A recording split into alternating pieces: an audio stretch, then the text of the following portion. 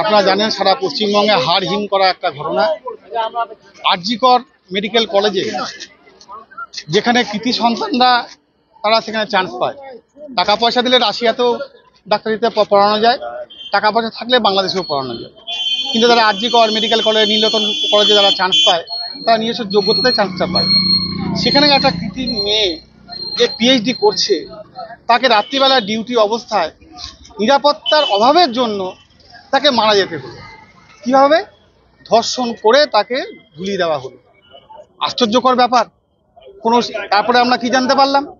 CCTV নেই পর্যাপ্ত। সেখানে আমরা জানতে পারলাম যে কোনো কিছু নেই।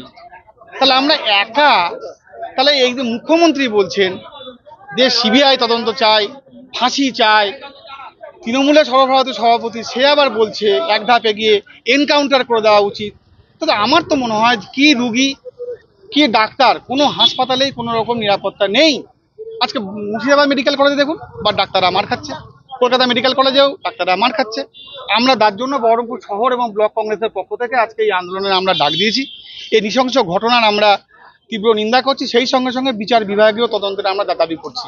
শুধু রাজ্য সরকারের বিচারের উপরে আমরা নির্ভর করছি না, কোনো জুডিশিয়াল ম্যাজিস্ট্রেটকে দিয়ে এই ঘটনার পূর্ণাঙ্গ তদন্ত করতে হবে। এবং শুধু একা ও ধৃত সঞ্জয় নয়, সঞ্জয়ের পিছনে নিশ্চয় আরও দু একজন সঞ্জয় থাকতে পারে, তাদেরকে গ্রেপ্তার করে উপযুক্ত শাস্তি দিতে হবে। কারণ এই বহরমপুর শহরেই এর আগে কিন্তু ঘটে গেছিল আরেকটি ঘটনা।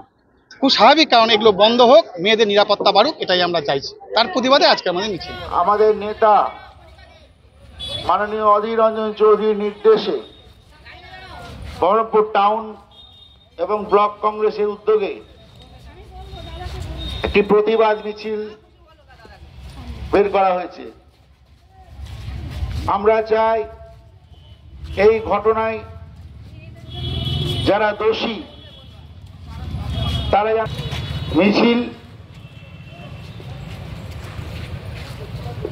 প্রতিবাদ মিছিল বের হয়েছে।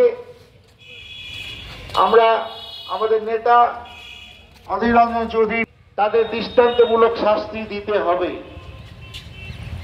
বন্ধুগণ, আপনারা সকলেই জানেন আর.জি. কর মেডিকেল কলেজে ডাক্তারি পড়ুয়া স্টুডেন্টের উপর যে নৃশংস হত্যাকাণ্ড ঘটেছে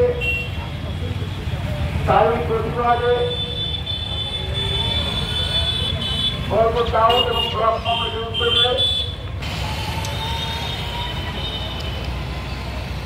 বহরমপুর টাউন এবং ব্লক কংগ্রেসের উদ্যোগে